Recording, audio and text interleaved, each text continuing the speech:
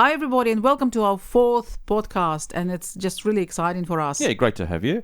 And what we wanted to talk about today, it was actually really interesting because yesterday Aelita did a live stream on Instagram with the head of the Global Child Prodigy Initiative Award, and it was just this award for for recognizing child prodigies from around the world. And it's interesting. These guys are absolutely lovely. You know, they're fantastic. Seriously, just the loveliest people. The guy who runs it is incredible. And you know that's sort of on the one side. Just the way they treated Aelita with so much love and respect, and you know they gave her so much attention, and it was just amazing. But then there's this sort of whole other side of this recognition for prodigiousness, which I just wanted to kind of discuss a whole lot of issues around all that today. But first of all, as I said, the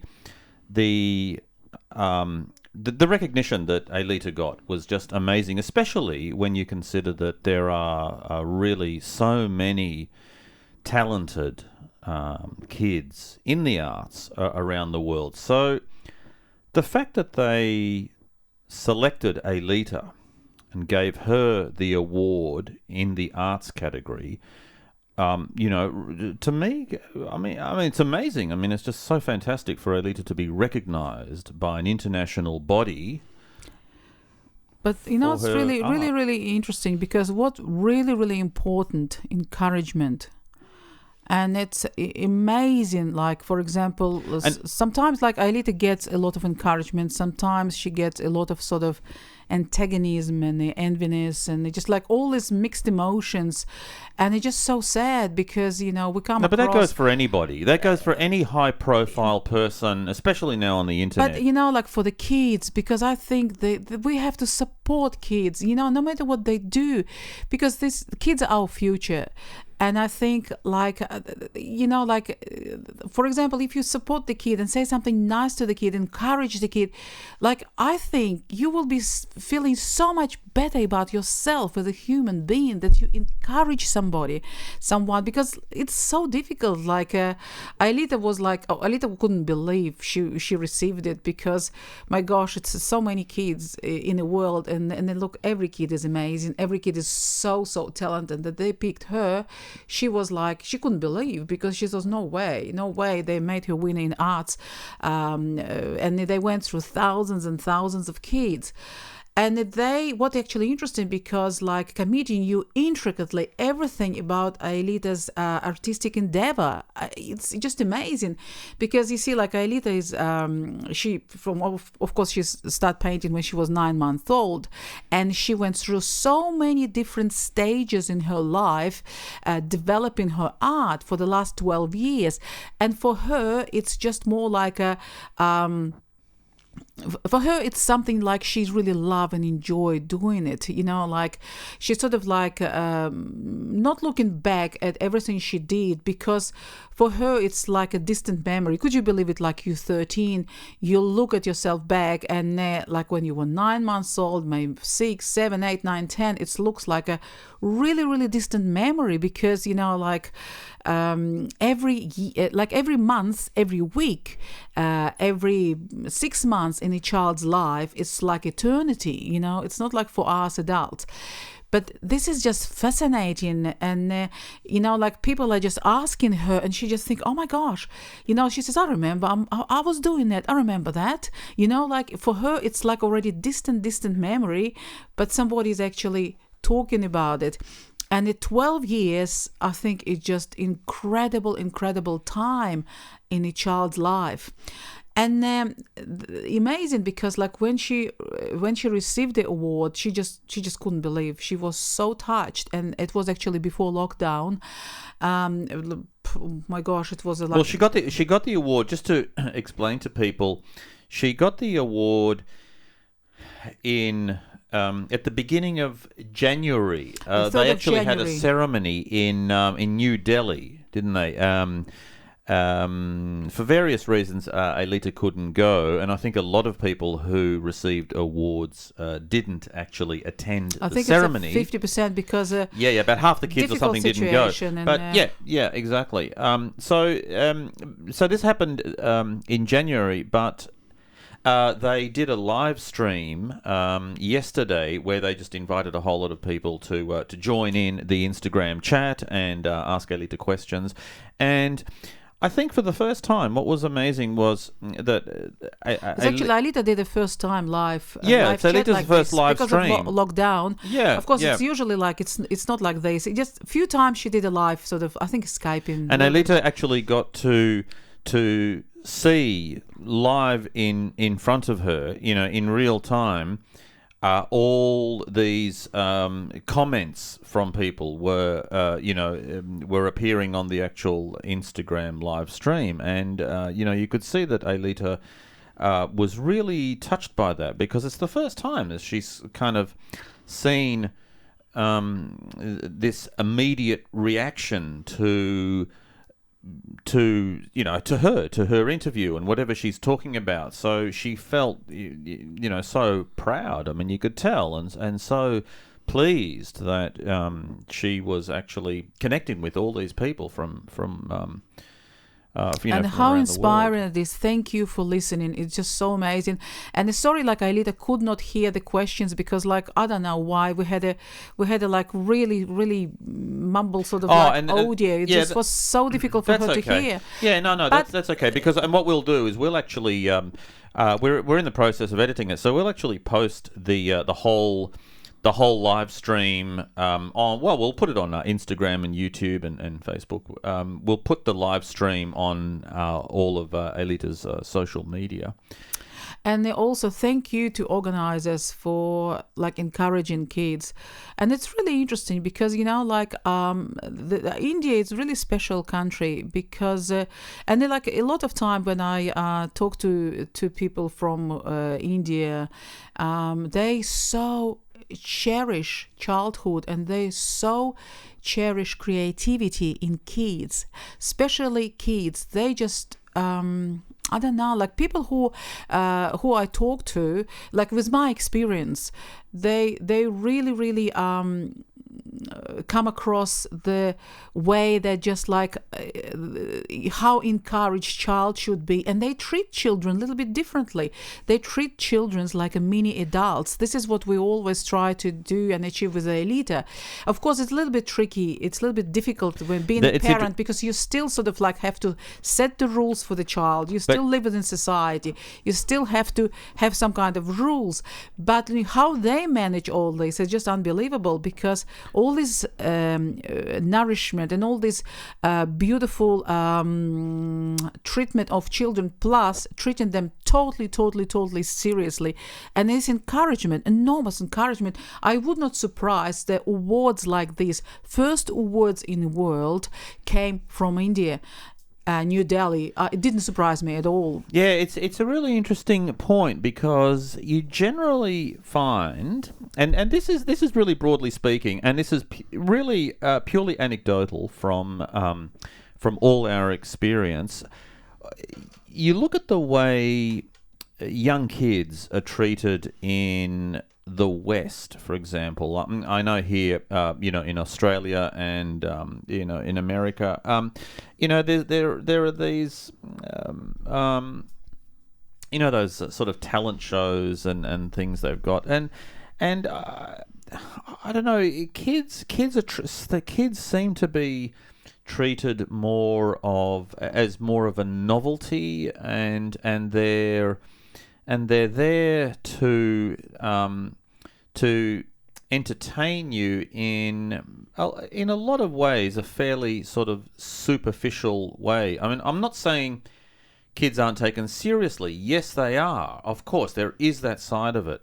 But there seems to be this predominant light entertainment for adults way. This trivialization. Yes. They're kind of trivialized or whatever, and they're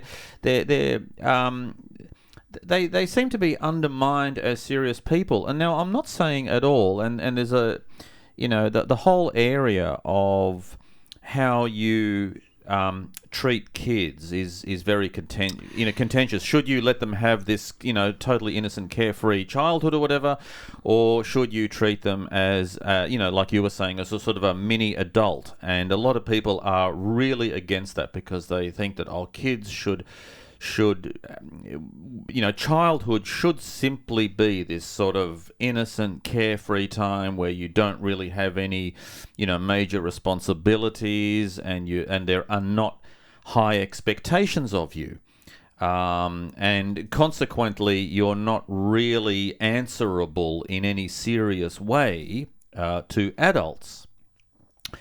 But I think that there's a side to that which I think can actually be quite counterproductive in a lot of ways, and I would say even a little bit damaging to a child's character, because I think it's actually a really good idea, without putting too much pressure on kids, to make them accountable, to make them responsible for a particular talent that they've got, which has been developed in childhood. Some quality that the kid has that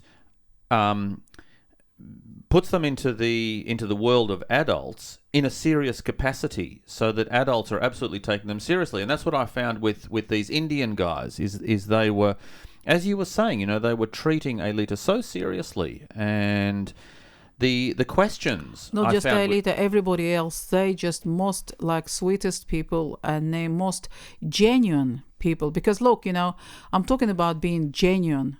I'm talking about being truthful. It was sincere. It was honest. It's sincere and honest. There was no fake. Because look, it Aelita, everywhere she goes, she's being treated fantastic. She's being treated overwhelmingly amazing. But I felt like it's some kind of totally different sort of attitudes, from point of view as a nation, our experience. Because look, everybody got their own experiences, but this is what our experience and our observation was, how serious everything been. Because interesting, because Aelita went to Little Big Shots in in Australia. She really liked the host, Australian host, and because she was getting through over 12 years, she was getting lots of invitations for the chat shows, and the 3 major chat shows she actually refused, because what we do, since day one of Aelita's career, when she couldn't even talk, I always would come and ask her, to treat her as an adult, come and ask her and say, so-and-so would love to see you, so-and-so would love to come to your home, to your studio, and would love to paint. Would you like to paint for this person, or for this journalist from Germany or from US, or from, would you like to show your art to this person? And they Aelita would sort of indicate yes or no, or this or that, because we were trying to make sure it always was her decision if she wants to see people or she doesn't want to see people. Because, you see, I thought to myself, look, even she can't speak yet, it does not hurt to be courteous and ask the child, because, I would always receive the answer, Most of the times it was really happy, positive one. This is why we went alone with the media, because she enjoyed it so much. She enjoyed talking to people. She enjoyed showing to people her art. She enjoyed painting in front of the people. Well, she was painting live in Italy for the charity. She was painting live for so. Usually it's a charities, donation to the charities. She donated so many thousands of dollars to the charity. To most of it, of course, kids charities. This is what she preferred, and look, it's really interesting. But the chat shows, some chat shows, she looked at the chat shows and she said, "Oh, Mom, they don't respect this kid. Look, this kid is." They said something about the kid's voice or something like this. She says, she bluntly, it's the first time happened something like this. She refused 3 chat shows, very, very important for her career.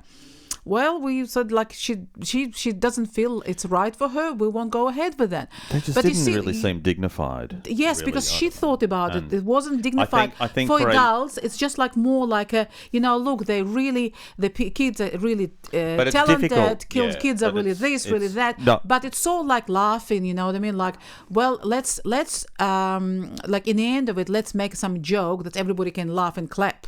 But you see, like, you have to think about if maybe it will upset participant, like who is actually taking their But they art don't really seriously. care about that. They But don't, this they don't this care. is But what it's difficult. Hang on, it's different. It's different for Aelita though, because she's in a completely different field. I mean, she's an abstract painter. If you're, for example, you're a kid who is a singer or a dancer or a comedian, or you've got, some quirky novelty skill that you do, and then you can have fun with it because it's not meant to be taken seriously. But if you're, for example, a 4-year-old classical pianist or a violinist or something, or you're a painter, then you're a different type of person. You're a more sort of serious. You know what I mean. It's a you could call it a more sort of elevated, if you like, maybe a more exclusive. kids are taking themselves a lot more serious as well. Probably, because they're doing probably a serious art. Yes. Probably the kids will probably be a bit different, and so it might not be that all those sort of shows might not really be that suitable for kids like that. And I don't think the audience is really going to be that interested in it because they're probably after something that's more of a novelty, Look, more fun. I must admit, like Aelita had so much fun traveling with her sculpture kangaroo and traveling with all her art and to. Well, we probably to should the explain to people show. that what happened was, she was invited to Little Big Shots. Which is one of those sort of programs that feature talented kids, and the host there, who's an Australian comedian actor, Shane Jacobson, he was the host of the show, and they got us to bring Aelita's life-size kangaroo sculpture. She did for the that charity. she painted. She painted it. She painted it for an Australian charity, the Alana and Madeline Foundation, and so they got us to bring it up and actually have it on stage with Aelita live in front of the audience there. And so that was that whole She experience. had her sound painting there as And well. she had a painting which she played too. And that went down really well. I mean, people really loved that. But what I thought was fantastic about her appearance on the show is that she brought, I think, something... She kind of exposed people to something that they probably wouldn't normally be exposed to, which is fine art.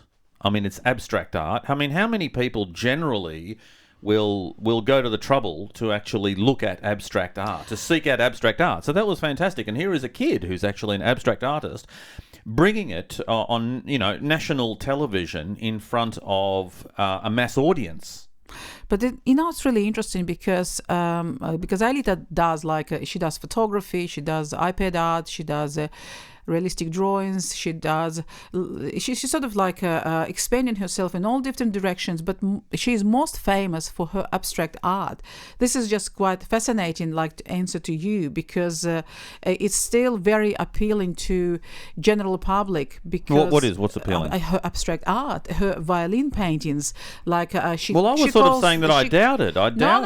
It's not, because her singing painting, like she calls them sound paintings and singing paintings. She explains that, but you will be able to hear it. She explains about why she uses violin. She explains about why she uses violin, and it's really important. Like, it's really interesting because. It's just no. You're right. The people were fascinated by it. Yes, but that's what I'm saying. They would never normally be exposed to something like that. Whereas most of the other acts on shows like that, people are generally aware of what the kids will be doing.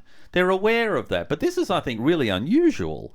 But So it was great that she had that that opportunity to kind of and present it something also like like that. how host handled everything, like with dignity. Like, But should he we was- talk about our experience in Germany? No, we won't talk about it. No, I will no, talk no, no. about it in another podcast. No, We'll no, leave that for we'll another sort of- podcast. I'm not All even I'm going to sure say if- here. I'm not No, even no, sure- no. one Hang second, on. All I'm going to say I'm is. not sure if we can talk Yes, about we it can, because we can. we're under contract. We can't talk Wait, about. what do you mean under contract? The contract finished. You've got to be kidding. What contract? No, we will. We'll talk because all I will say now is that the experience in Germany was completely opposite to the experience that we had with Aelita in Australia and other TV shows. Actually, not just that, but for what it's interesting for what it says specifically about the host of the show. But we'll talk about that in another podcast. And in the meantime, I'll have a look at all the legalities. I mean, what? I can't have an opinion about the guy. Nobody's immune from it. Oh, No, come you on. can't. It's unfortunate Because why I want to talk about it, why I really want to talk about it is because it directly relates about what we're talking about now, about this whole concept of adult attitude and respect, or lack of respect to children, their attitude to children, towards to kids, successful children, towards well, lots of to adults kids who've proven themselves to be successful in an prodigies. adult world. Because Right. you see, like it's just so difficult because like I think like as adult you really have to probably put your emotions aside and just have a look at it and thinking, my gosh, let's cherish it. Let's nurture it. Nurture it. I think this is so important. Just like, please, just do that for a few moments. Encourage kids. Encourage. You're going to feel better about yourself. And if they excel more than you do in your own field, just say, my gosh, this is our future, and be proud of it. You will feel better about yourself, that you support somebody. And listen, they are our future. They've got so much to handle now. Look at this, what we've done. We absolutely stuffed up whole world. Who knows what will happen with what kind of future they will inherit.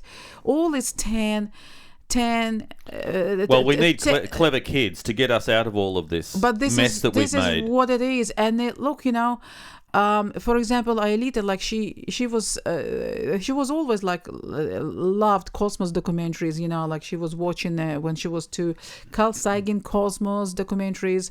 She was like she absolutely was fascinated by all of it, and of course, like how much she understood, I don't know, but it reflected on her paintings, of course, and names of the paintings as well.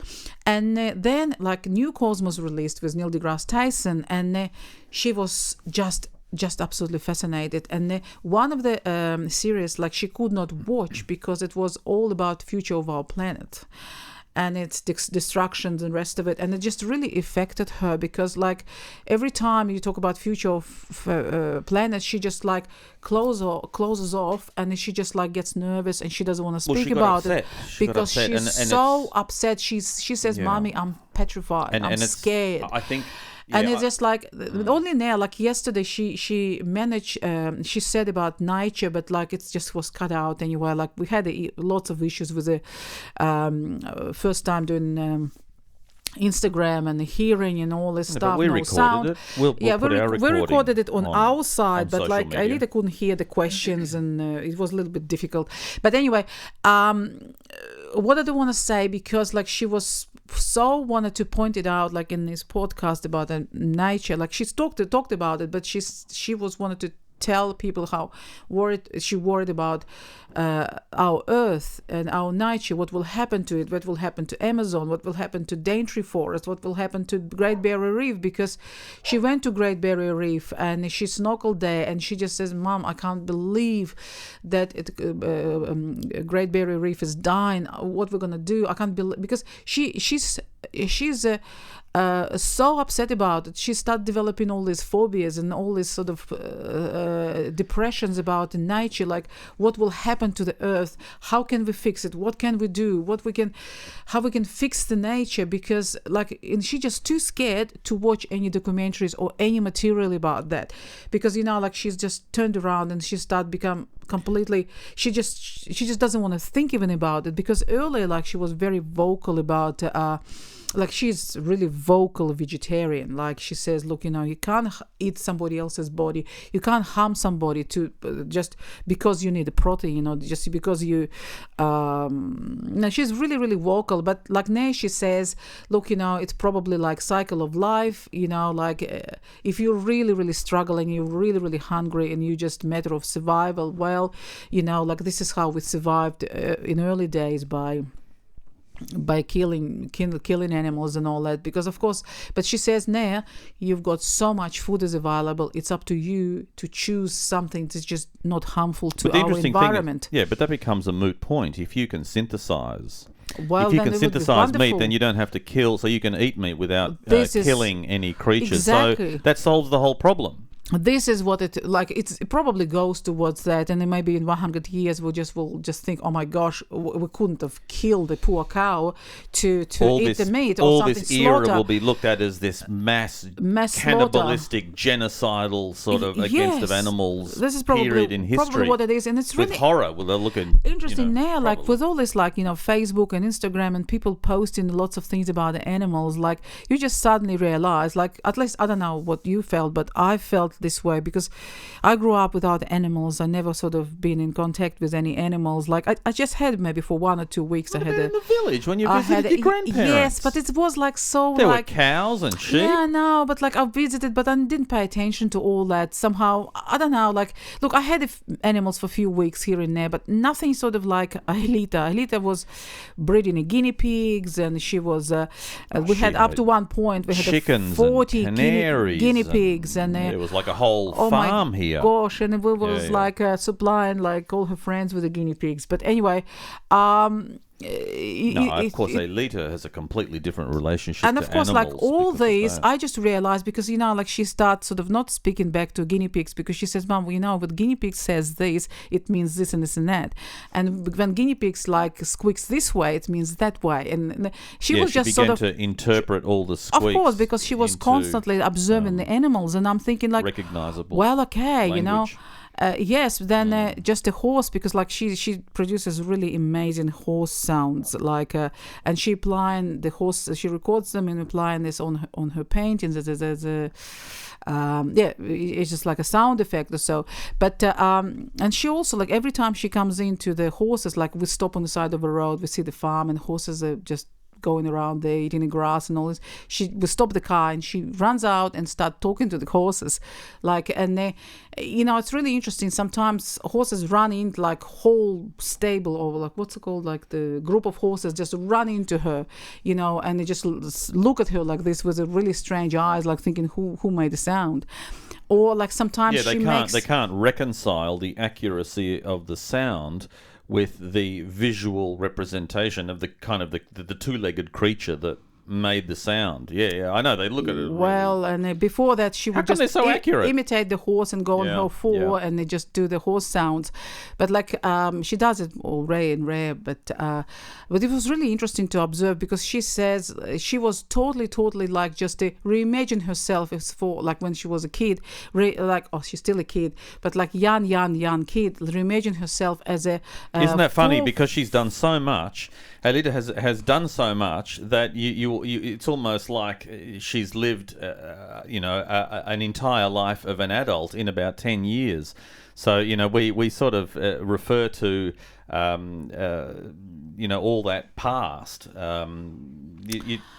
She's still a kid, but really, when we mean kid, we mean like a 4 or 5 year old. What's really interesting, because when she was, I don't know, around 10 years of age, she told me, Mom, I feel like I'm 100. I said, I was like, what did you say? She actually said that to you? Why? Yeah, why are you saying it? And she said to me, Mom, so much happened during my life that I feel so so complete. But it's interesting because if you look at, there are probably not that many, milestones that a person can recall by the time they're Aelita's age, like 12 yes. or 13. But In how much she's done. last podcast, what I wanted to say, I don't remember if I finished it or not. No, Because say it again. I say it wanted again to, here. I wanted to mention everybody if maybe just it would be helpful for you. It definitely was helpful for myself to recognize that I have to do something because I still got it took us such a long time, and we behind Aelita fully. We sort of help to showcase her work, and we just a full time helping Aelita to do logistics. Of course, the gallery side, gallery is organizing everything and do everything. But on our side, we're the background support team for Aelita. Yes, logistics, sure. And I'm doing the photographies, and it takes pretty much 24/7 out of our life. But now Aelita a lot more sort of independent, and she just can do lots of things herself, from logistics point of view as well, and.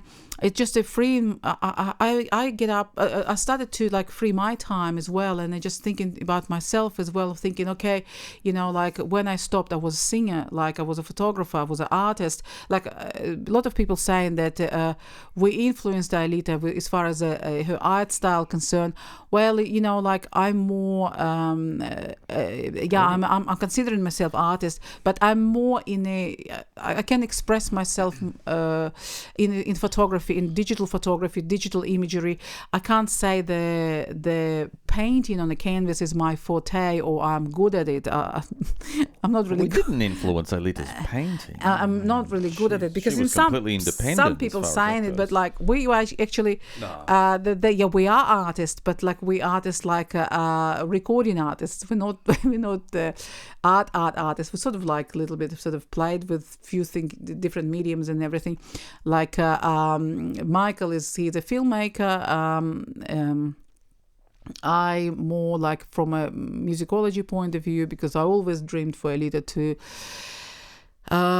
to be a musician and maybe singing and the rest of it. But yes, but I'm more a digital art. I can express myself digitally through the computer and the photographs and musically. But what Aelita does, it fascinates me, and my gosh, I absolutely love it, and I love it from the first day. This is why I need a professional opinion to see if I'm maybe imagining, but it's always. Each family, they've got different sort of how can I put it, the different aura in each home, it's just for us it was always music and art, just it was always so important for us, because, and it's really interesting because when Aelita did her museum show in the Royal Academy of Fine Arts, I just after this show I just thought to myself, look, I'd love to see my ancestors, from point of view of what would they do, what did they did with their lives, and because obviously this is sort of on epigenetics level come from somewhere. And I realized that the most of grandparents and grandparents, everything was to do with art. For example, only afterwards I realized that Aelita's grandfather was studying in Sime Fine Art Academy, and it's fascinating history. And they just only now, I'm thinking, I'm doing the research, and I'm thinking, okay, I know where it come from, because it's probably on epigenetic level. It just goes there, and it's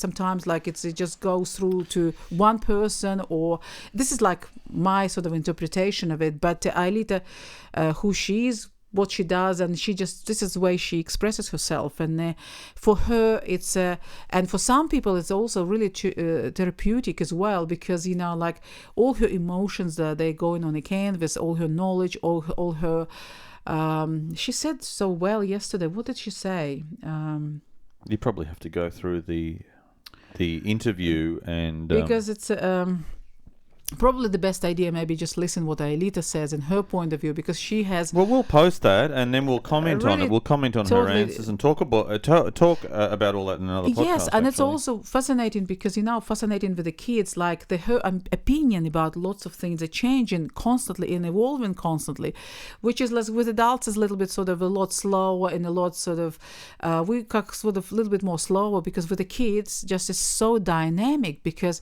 one day she says to me one thing and then she turns around and says, oh, I changed my mind, and I'm thinking like that. It's but really, remember, we really actively encouraged Aelita to have a critical opinion. So we're really opinionated, but we never said to Aelita that, we never pressurized her to hold our opinion.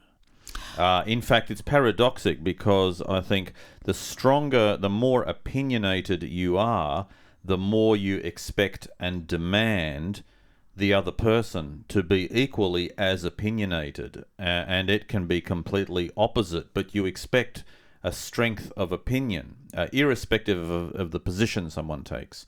So that's the way I would like to think, anyway, that we've brought Aelita up to be strongly opinionated, but not to be pressurized or not to feel under pressure to hold our opinion or anyone else's opinion. So, I would like to think that sort of comes across from Aelita, that she. I mean, she has very definite opinions about a lot of issues, to do with relationships and psychology and kids, and having kids, and which is interesting, and it's great, because especially at this age, she's more and more thinking about all those issues and raising them with us and having very strong opinions about it. So it's actually really good. I might just continue. Yeah. So keep going. Yep. And it's really interesting. Sorry, like I just went completely in a different direction. Oh, by the way, I get your whole thing about the whole epigenetic and all this. All that stuff, all that, biological, genetic, and then epigenetic and all that, which we probably should explain, because people might not really be that aware of it. But there's this sort of theory that says that that the way you turn out is it's not. I mean, the way we physically develop, our physical appearance, if you like, who we are physically, is as a result of our genes. But our personality and our desires and what we gravitate towards, for example, is epigenetic. So there's this kind of layer, or that's kind of sitting on top of the genetic layer, which has a bearing on how you turn out based on your previous, based on your ancestors and all the previous generations. No, I understand, but you can't deny, for example, like if what do you mean you can't deny? What do you mean you can't deny? My I mean, you could, but my grandparents were exceptional at sketching. My mom is exceptional at sketching. My dad's exceptional at sketching. And at painting. And look, I'm not bad myself at a sketch. And Aelita is like incredible what she does at 13. I never would have dreamed to do something like this at 25 or even now. Maybe you're right. Maybe there is something that's handed down. Going through the generations anyway. We don't know. It's difficult to prove. I mean, these are all really, really contentious areas. No, it's very difficult to find evidence for that, because you don't have a control situation. It's not like you can take two absolutely identical kids, one who has some sort of appears to have some sort of epigenetically inherited talent, and the other one who doesn't, because invariably they're different, and they could have picked up different characteristics from different people. In other words, they literally need to be identical in every way to be able to then compare them and say, oh well, if one does and one doesn't, then that kind of destroys your epigenetic theory. But I get what you're saying. But you could, I understand, but we why never don't you had just... any abstract artist in our family. We never did. But like we still had the people gifted as far as the visual arts concerned. They were really gifted, I would say, more than generally, because like talking to lots of people, they saying, oh my gosh. But you're getting back into the nature nurture. In other words, how much of it is nature, or how much of it is depends on all the myriad of circumstances that in which you grew up, and all the influences you had, and all that sort of stuff, which is the nurturing. In other words, how you grew up, where you grew up, how you were raised. You can't. That's what I'm saying. You can't ever separate that. So it's probably both. I'm not saying what you're saying is wrong, or fundamentally wrong. No, all I'm saying is that you can't just say, oh well, because we had various parents, grandparents who did this, therefore, the conclusion is that Aelita inherited epigenetically. Let's put it this way: it helps.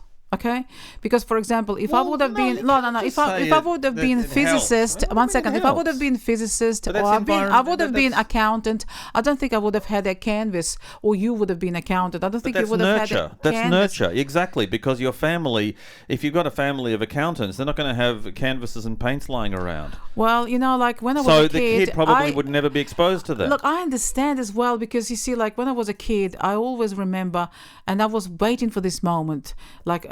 For example, my dad was chemical engineer, like it's always to do with chemistry, but he would love to do traditional oil paintings, and I remember this incredible smell from my childhood of oil paints. And your dad's a pretty good artist. I mean, he's a realistic painter of.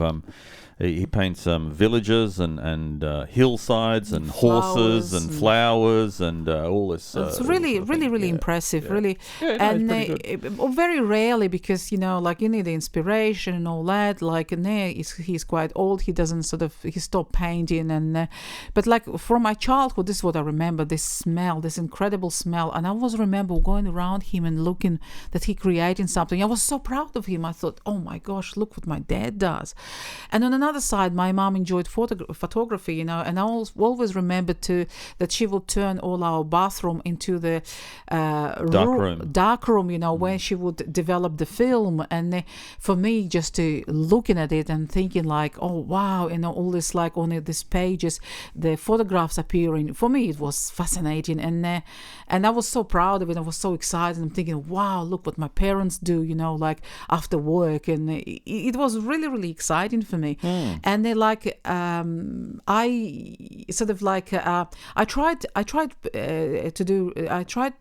doing realistic paintings, and being honest with you, I just didn't have patience for it. I see how much patience Aelita has with all her drawings, and spending like 2 or 3 days on one drawing, and like for me it's just like it's impossible. I can't do that. I'm just really impatient person and really sort of agitated, and for me it's just too much.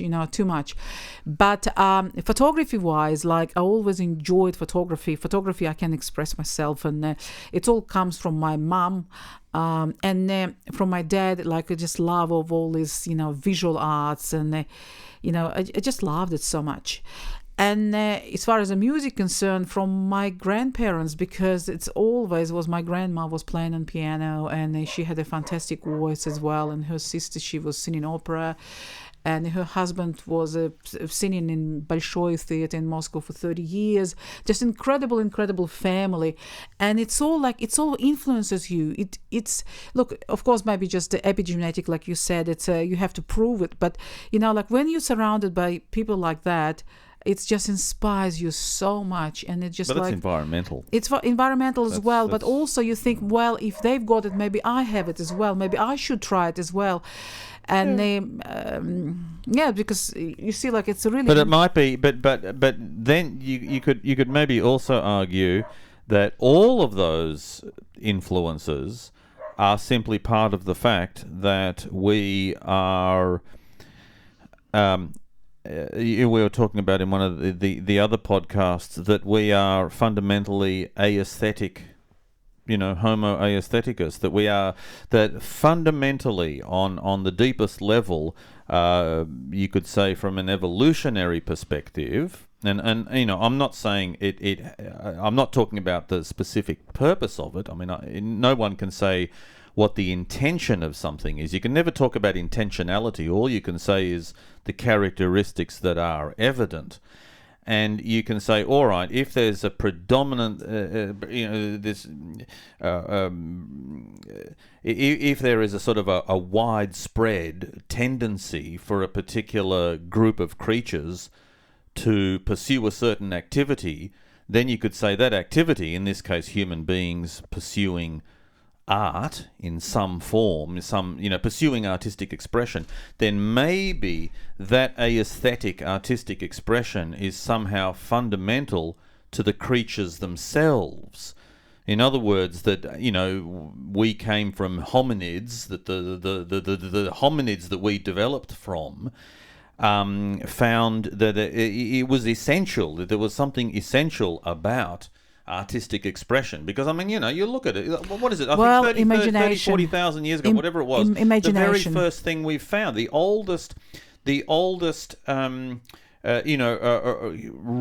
of human creation is the Venus de Willendorf, the little figurine, a little sort of pregnant figurine or whatever it is, stone figurine. I mean, if you look at it, there's you find ancient jewelry and necklaces and figurines, but they are artistic items. I mean, they might be functional, they may be functional in some way, but it's an expression of art. It's a specific artistic act.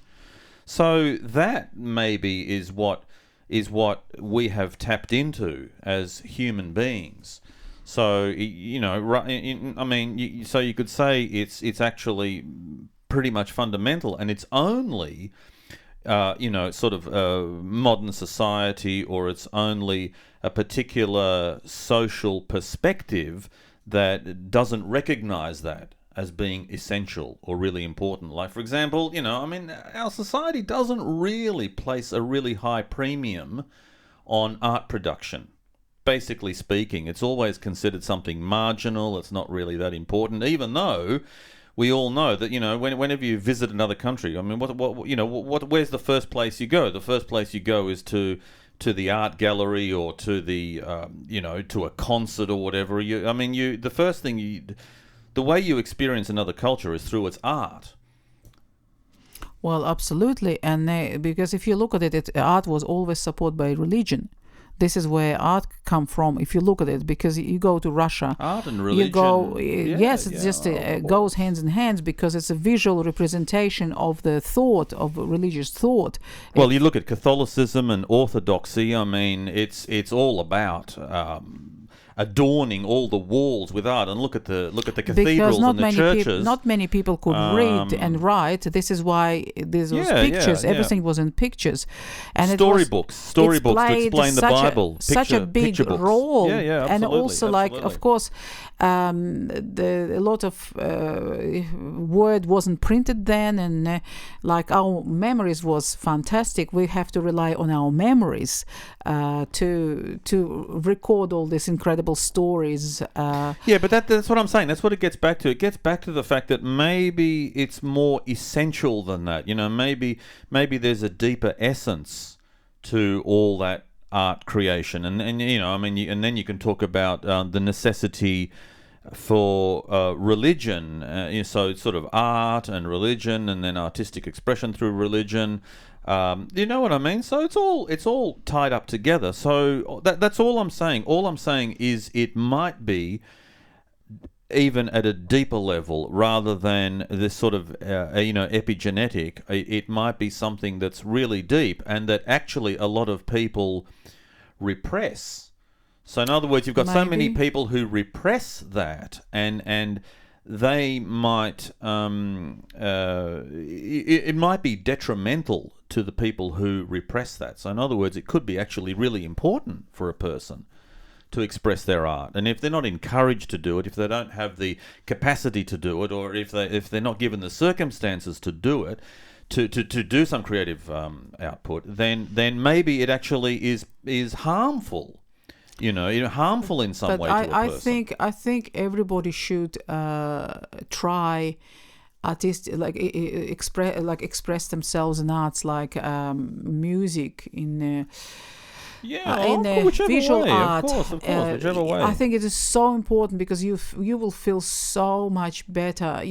Although I have a feeling a lot of people don't respect art because they look at the last 100 years of conceptual art, where you go to a gallery and there's a brick on the ground and there's a rope around it, do not touch or whatever. And, or there's a flat tire, by some artist and you're meant to sort of, everyone stands around taking photos. But I think it's so important, very, very important to express yourself, and any artistic expression, I think, valid. In my opinion. Well, the validity is entirely up to and this is where there are a lot of difficulties in people understanding this. It's totally subjective, and it's up to you. In the end, whether you like a piece of art or not, it's 100% totally and entirely your opinion. So that's all it is. I mean, you can't possibly objectively say something is great or not. It's all subjective, and the closer you move towards abstraction, the more disorientated people get. They're lost. They're confused. They're bewildered, bamboozled, and so they're looking. They sort of look for guidance. They go, "Oh my gosh, I better sort of go to see art what." critic. Yeah, right. I better sort of ask an art critic what he thinks of it because I have no idea. I'm completely clueless. I'm lost. Instead of just saying, "Come on, I mean, it's just a piece of art. Just form an opinion about it." I hate that because of such and such, or I really love that because of. Just stick your neck out. Have a go. It's not going to hurt. Just form an opinion and be prepared to stand by your opinion. If somebody looks at a giant purple Rothko and says, "Oh, you know what? That's just rubbish. I could do that. It's just a giant canvas that's purple." Another person says, "No, you don't understand that at all." When I'm, like our neighbour was saying, when I went to America to look at the Rothko, it was almost hovering in space, and it was just the most amazing spiritual experience. So that's valid for them. This is so. But I'm so glad he said that because he's opinionated. He's definite. He stands by his opinion about a particular artwork. But it's really interesting because we met incredible person in Hong Kong, and he's also like a musician and the artist as well. And he was telling me that to be able to understand and absorb artwork, you really have to stand in front of artwork for 10 minutes. And after 10 minutes, all this aura and all these amazing feelings which being put by the artist, it will just come to you. You will start realizing and seeing so many different things. And you're in telling that to an artwork. Instagram generation. You've got to be kidding. Who are flicking through pages at 100 miles an hour, flicking through images at 100 miles an hour. Oh. I agree with you, but I agree, and but people look, have to when be you're told in that. museum next time, just try to experiment, because I did, and I just realized that all my life I was I thought to myself, look, I went to Hermitage millions of times, I went there, I just... Yeah, but you end up racing through it because you're running out of time. This is Instead of maybe pick a few works and just stand and maybe absorb just it, like what you're saying. Read about the artist, read about the period they exhibit in, and you will have so much more enjoyment. And maybe just come when no public around, or really early was opening, or really late, when and just spend 10 minutes on the artwork, and it would be fascinating experience. Yeah, I totally agree with that, and also I think. Be prepared to work. Be prepared to actually put in a bit of hard work for it, because I think we're used to now, especially with the way modern movies are going. We're used to just sort of sitting back and mindlessly consuming something, and it's predicated on you not having to work at all. And, you don't really have to put in any effort whatsoever to be entertained, by a lot of modern movies or whatever. So unfortunately, that has kind of become a bit of a predominant attitude. Whereas the interesting thing I find is a particular characteristic with Aelita's art too is that you stand in front of it and your mind starts to automatically look for recognizable shapes, things that your brain can interpret in some way. And it's a really interesting relationship that the art has with visual perception and your mind, because your mind automatically starts working and starts to put in the effort to see all these sort of interesting, faces and creatures, like mythical creatures or fantasy creatures and objects and all this sort of and amazing alien landscapes and all this sort of stuff. So you're actually actively forming a relationship with the painting, and you're actually working with the painting. It's a two-way relationship. And the painting is actually really relying on you to put in the hard work. And in other words, if you don't, then the painting is not going to speak to you, and then you'll probably go away and say, you know what, it was just a sort of a whole bunch of random colours and random textures, and it didn't speak to me at all. Yeah, well, maybe that's because you didn't put any work in to actually become involved with the canvas and to actually interpret to personally interpret it. In other words, it's not like figurative art where you've definitely got a mountain, a person, horses, whatever. There's no contradiction about what's I think you still represented. have to put a lot of work into this type of art as well, because it tells you so much. Shading. It is, but there's a different sort of work. Different sort of work.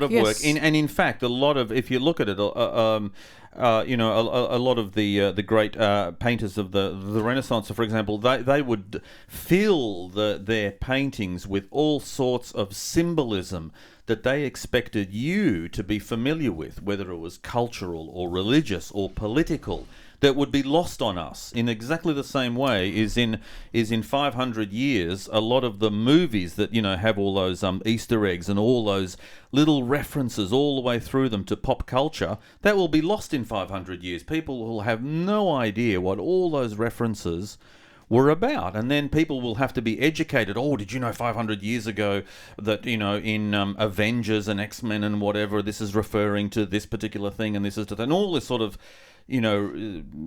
rich cultural historical as well. Yeah. All these sort of references that are related to the period in which the artwork was done. So yeah, I get all that, and that's totally different. But there is still an intentionality. They were intentionally put there. If you can decipher them or not, it's up to your knowledge and intelligence as to whether you can decipher all of those things in the painting. Knowledge of history as well. Yeah, exactly. But here, with abstraction, and I would say this really refers to any abstraction, it's about something totally different. It's about the energy, for example, that you can take from the painting. Now, energy is something that's intangible.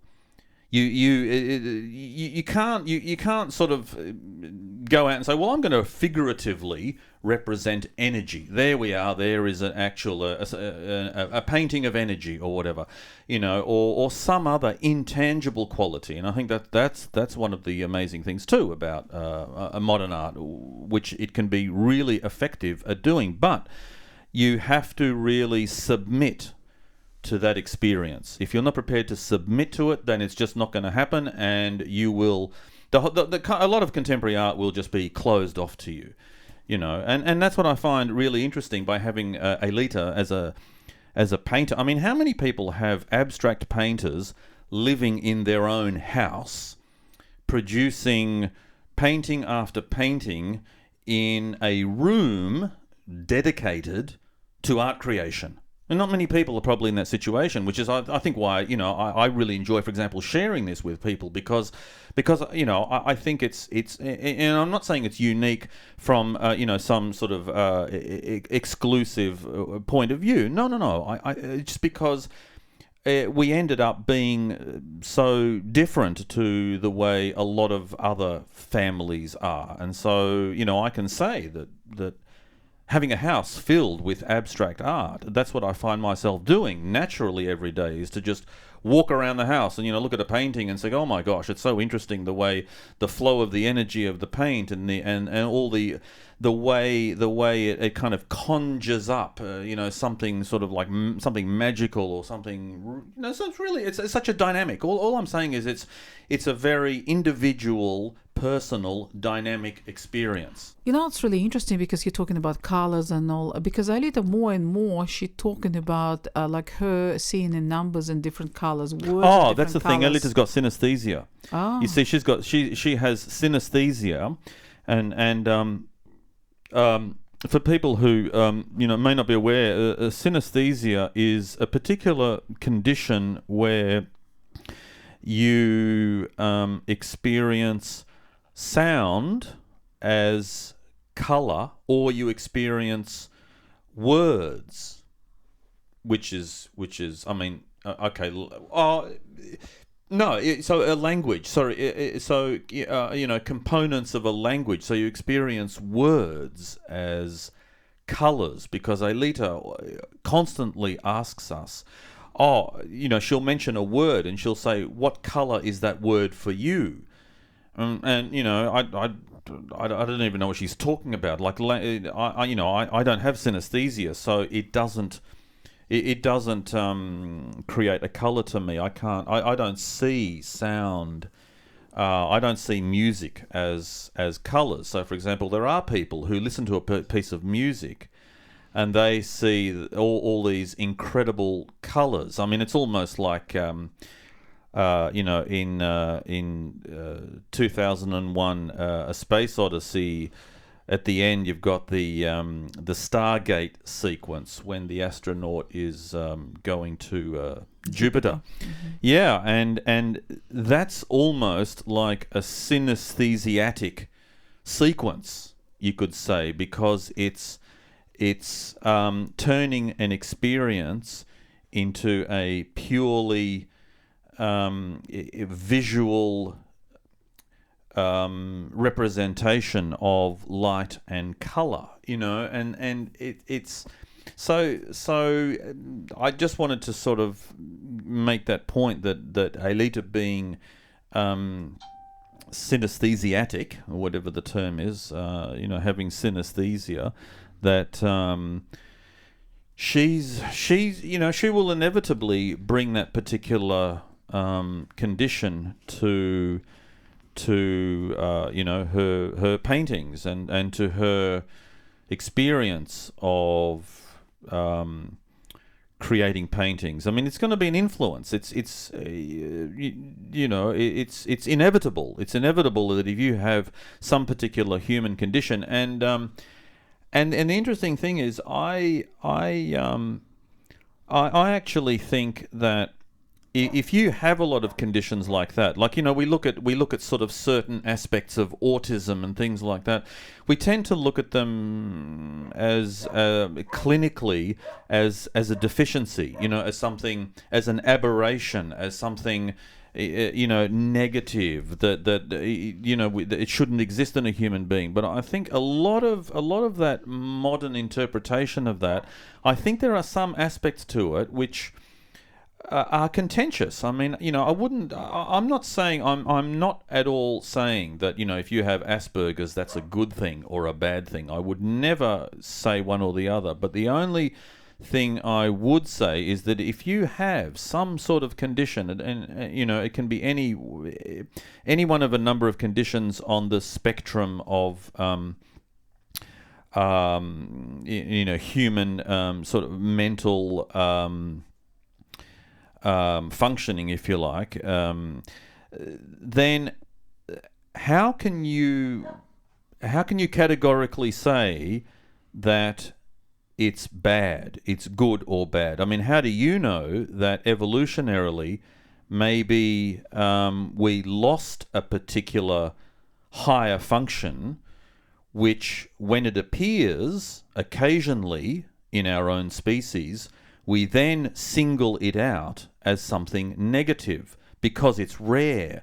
So in other words, if it's something everybody has, we suddenly call it, quote unquote, normal because it's shared by so many people. No matter what that aberration is, it becomes normal because evolution has simply handed it to everybody. But what happens if certain things were you know, I mean, there could be certain characteristics of human beings that are so fragile and so you know, they might be very difficult to sort of pass on, or evolution might try to eradicate those things. But how do you know that those characteristics don't represent a higher function? You know, and because a lot of people, for example, who do have, you know, they've got sort of various conditions, they're actually high achievers. Now, a normal person would say, wow, they achieved all of their great success despite the fact that they had that condition. But that person might turn around and say, no, I achieved what I achieved because of it, not in spite of it. You know, so I'm dubious. Earlier I was, you know, I thought differently, but now I'm sort of really kind of dubious about identifying all those things as negative, and this you know, the sort of overwhelming desire to eradicate all these kind of differences between human beings. I don't know. I mean, I think we might be in danger of losing a lot of interesting characteristics in humans. Anyway, so there you go. Sorry. Well, I think we better finish on this note.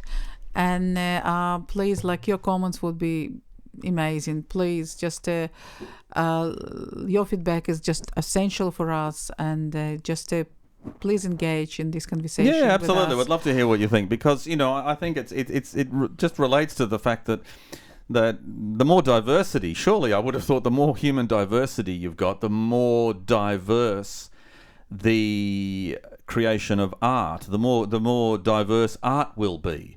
The more that people will push it in all sorts of directions that would be inconceivable to someone else, and I thought that would be a good thing, you know, to have as wide a spectrum and to keep stretching it and stretching it, you know. And in another podcast, I really want to talk about it in relation, specifically in relation to children. And the only thing I want to say, because, you know, we could keep on talking about this, but I think it's just so important that when that you take a child from, you know, literally sort of from birth up until, well, if you look at human beings, from birth until 10 or 11 or 10, so, yeah. Is the time when that's the time of your greatest development as a human being. You know, up until about 10 years old. Everything, yeah, exactly. Everything is being most difficult. Yeah, but language is most difficult. Exactly. That's exactly right. Language because also, is the like, most you're difficult. twisting your throat around, the muscles around to be able to produce certain sounds. Not only that. If you think about it, okay, a 10-year-old. You know, let's evenly make the cutoff point 10 years. So let's take a 10-year-old. Now, a 10-year-old is capable of conducting what we would call normal conversations. Okay, they can, you know, most healthy 10-year-old kids can conduct a pretty complex conversation, and maybe in different languages. If you introduce them to different languages. I'm not even talking about multiple languages. But you think about it. If you just stop for a second and think about all the incredible, complex, syntactical structures that their brain would have to be aware of to be able to form what is considered by that particular society, by the particular group that they're in, to be grammatically correct. They're actually, and they haven't, for example, even a little kid, before they go to school, they can already talk quite fluently. Now, that's before anybody has quote-unquote educated them. So they've naturally picked up so many rules that they abide by. They know, they can feel, to be so young and to feel something as abstract and complicated as grammar is actually really, really amazing. And Suzuki, what was it? The Japanese guy who was behind all of those violin prodigies. What's his name? Something Suzuki. I can't remember his first name. I have to look him up anyway. His surname is I don't know if you might be aware. There's the Suzuki method, right, which basically creates these 4-year-old violin and piano virtuosos, although I think it's mainly violin. He concentrated on violin. And he actually said one day he just suddenly yelled out how excited he was to discover that children could speak Japanese. He thought and people looked at him and thought he was a nut. They could not understand what he was excited about, because he had made a sort of a seismic shift in perception, because he suddenly looked at a child and said, all right, imagine if we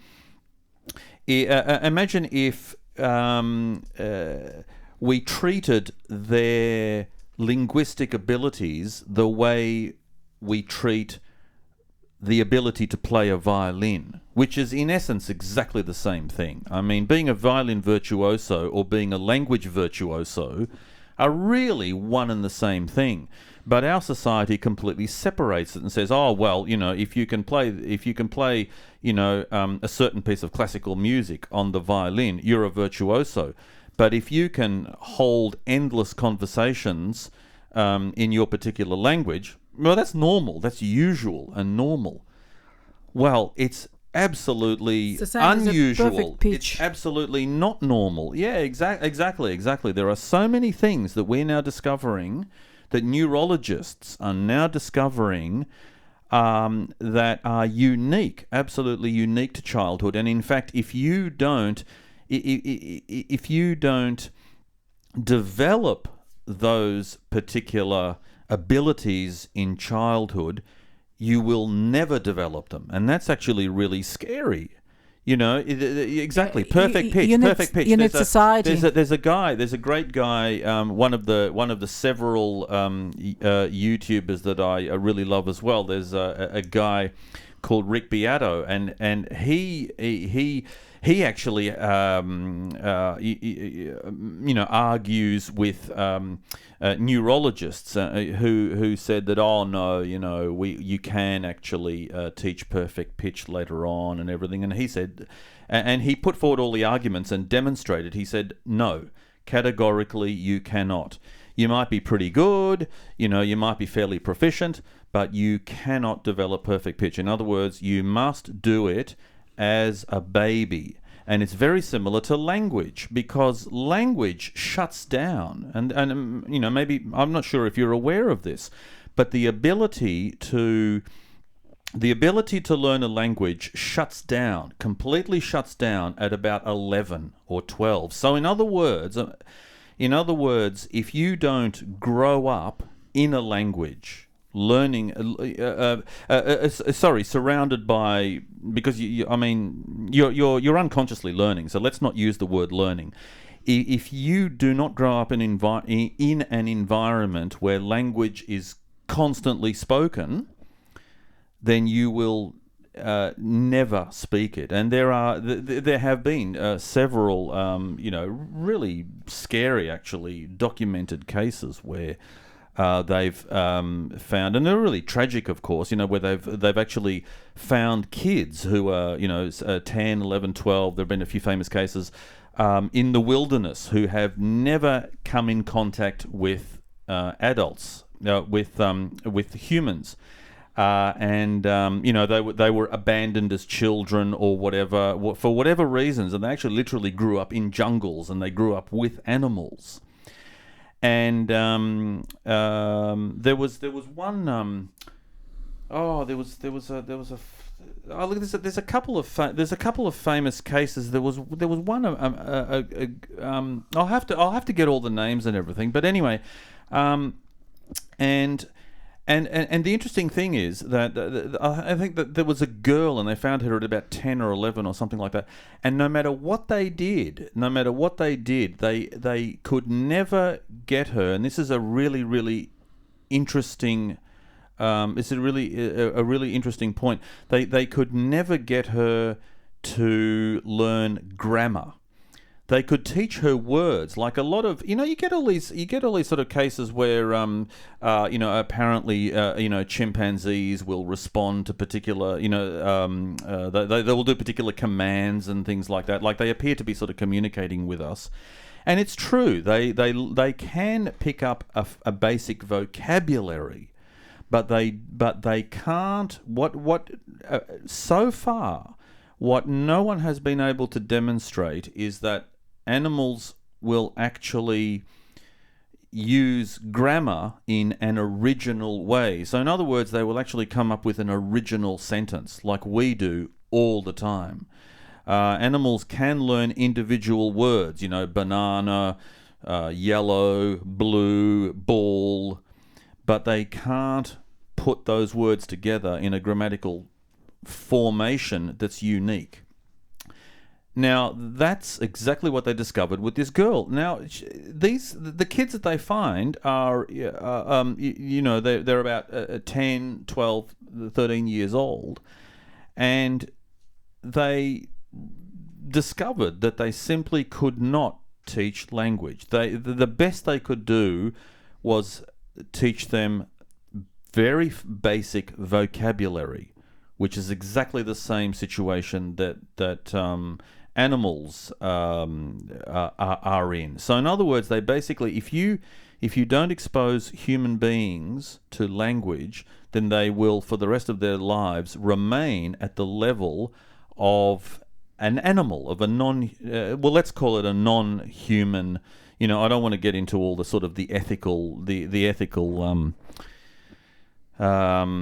divisions between animals and humans and all that. I don't want to go there, but just as a basic comparison, to say that they can't actually create.